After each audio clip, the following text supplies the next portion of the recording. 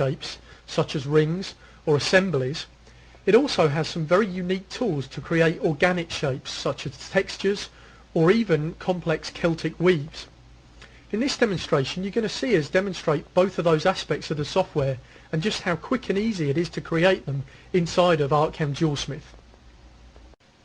In the design on the screen you can see that we've created some basic vectors, the outline of a cross and some offsets from that, and also we've got the weave that you can see in the middle here, and this is just a single vector line which is overlapping at the points where we want it to weave up and down.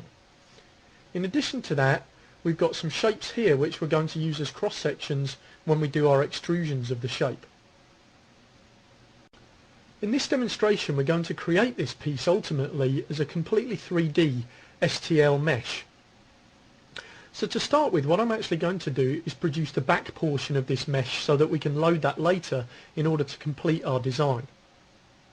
We're going to do that by taking this area here, putting a texture into that and then raising that up in order to give us the depth that we're looking for. What I'm going to do is tile the two windows so you can see this. On the left is our 2D and on the right is our 3D model. At the moment there's nothing in that 3D model. The texturing tool is very powerful and very easy to use. In this case we're going to go to the texture and we're going to create a simple pyramid texture here. We're going to put in some parameters for this, some values for the height, and we're going to say that we want to put that inside of our selected vector and just hit add. This will take a few seconds and you can see there that we've got a very nice, attractive, truncated pyramid texture now.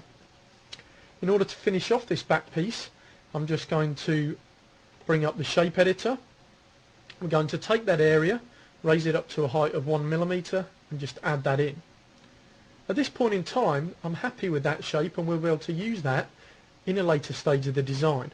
So what I'm going to do is take it and I'm going to save it.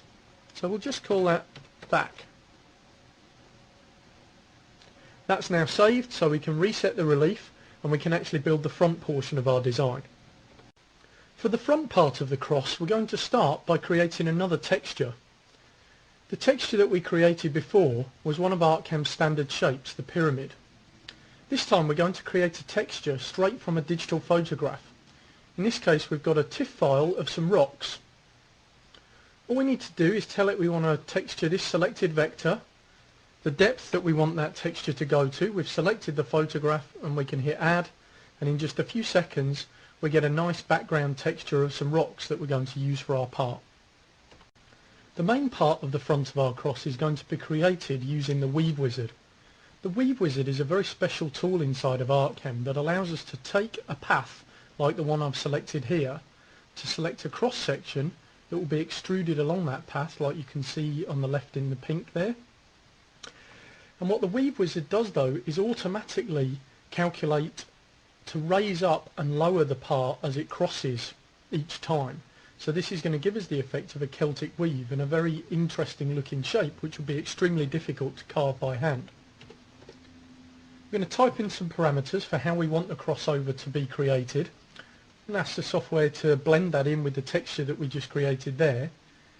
And you can see now as we look in our 3D view how that has created that beautiful weave, but also raising and lowering it as it crosses over on each point, and that literally just took a few seconds in order for the software to build that.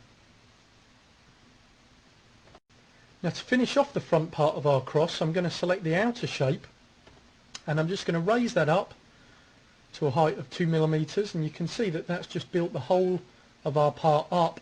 If we switch off the background you can see that the part that we've created now. So in a very short amount of time we've been able to create the back portion of our model which we've already saved, and this front portion that you can see here. We could also save this now, and if we wanted to we could machine these independently and either assemble them or create those parts so that they align together manually. Much more powerful than that with ArtCAM is the ability to take and assemble these models into a complete 3D object and then to use the machining wizards in order to completely machine the part. In order to assemble these, we're going to use our mesh creator. This will allow us to create an STL mesh. And what we want to do is take this model that we've got here that you see has just got a hollow background on it, and we want to blend that with the part that we created before with the pyramid texture. So we're going to ask the software to use a relief from the file. We're going to load the file that we saved earlier, that's the back, and we're going to ask it to create the triangles. This will take it a few seconds now to cycle through the process to tolerance the triangles down to our chosen value, and then as you'll see in a second, when this is done, we'll be able to rotate this around and see the part completely finished.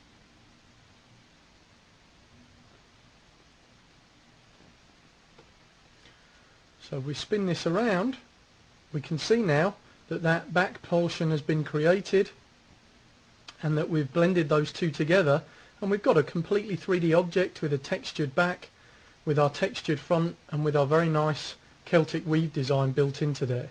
This can now be saved, and we can produce this using the machining wizards, cut the part two-sided, and it's ready for casting. It's also possible that you may want to take the design and do some nice visualizations or some proofs for your customer. Of course, this is also possible inside of ArtCAM, the same as is with any of our models. Simply go into the shading, we can select what particular type of finish we'd like. Maybe we want to show this in white gold, and there you can see you've got the reflections, the material and the background. We could do prints of this, we could save it, we could put it on our website, and if we wanted to get customer approval, or use it as part of our sales tools for marketing or for brochures. And that concludes this demonstration.